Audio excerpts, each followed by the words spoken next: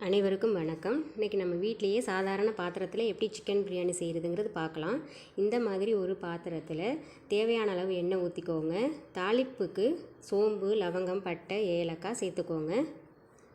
சேர்த்ததுக்கப்புறம் ஒரு 3 சைஸு பெரிய சைஸ் வெங்காயம் நீல வாக்கில் கட் பண்ணி அதையும் போட்டு நல்லா வதக்கிக்கோங்க. வெங்காயம் நல்லா பொன்னிறமாக வதங்கணுங்க. பொன்னிறமாக வதங்கினதுக்கப்புறம் 3 பச்சை மிளகாய் சேர்த்துக்கோங்க. அது கூட 2 பெரிய சைஸ் தக்காளி சேர்த்துக்கோங்க. வெங்காயம், பச்சை மிளகாய், தக்காளி நல்லா வதங்கினதுக்கப்புறம் 2 ஸ்பூன் இஞ்சி பூண்டு பேஸ்ட் அதையும் போட்டு நல்லா வதக்கிக்கோங்க. வதங்கினதுக்கப்புறம் 1 ஸ்பூன் மிளகாய்த்தூள் போட்டு நல்லா வதக்கிக்கோங்க. 1 ஸ்பூன் மல்லித்தூள், 1 spoon chicken masala, garam masala, 1/2 cup தயிர் சேர்த்து அதையும் நல்லா வதக்கிக்கோங்க. வதங்கினதுக்கப்புறம் நான் 1/2 கிலோ சிக்கன் எடுத்திருக்கேன். அதையும் போட்டு நல்லா வதக்கிக்கிறேன். சிக்கன் நல்லா வெந்து வதங்கினதுக்கப்புறம்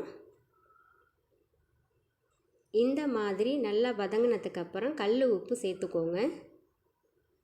தேவையான அளவு சேர்த்துக்கோங்க.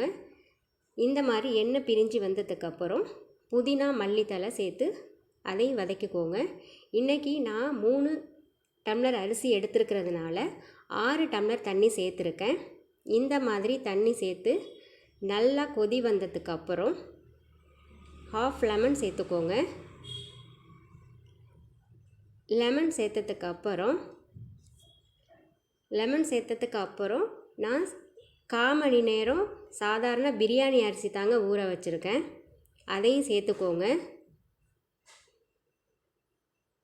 அரிசி சேர்த்து கொதி வந்ததுக்கப்புறம் நான் 150 ml நெய் சேர்க்குறேன். உங்களுக்கு அதிகமாக தேவைப்பட்டால் நீங்கள் அதிகமாக சேர்த்துக்கலாம். நெய் அரிசி போட்டதுக்கு அப்புறம் சேர்த்துக்கோங்க. அப்போ தான் அரிசி ஒன்றோட ஒன்று ஒட்டாது.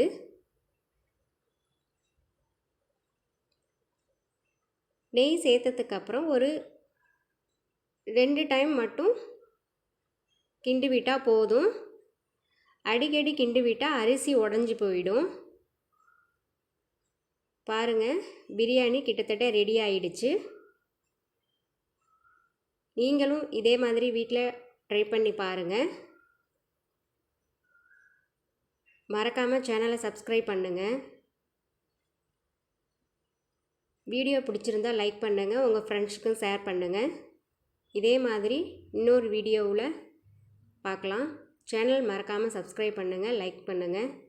பாய்.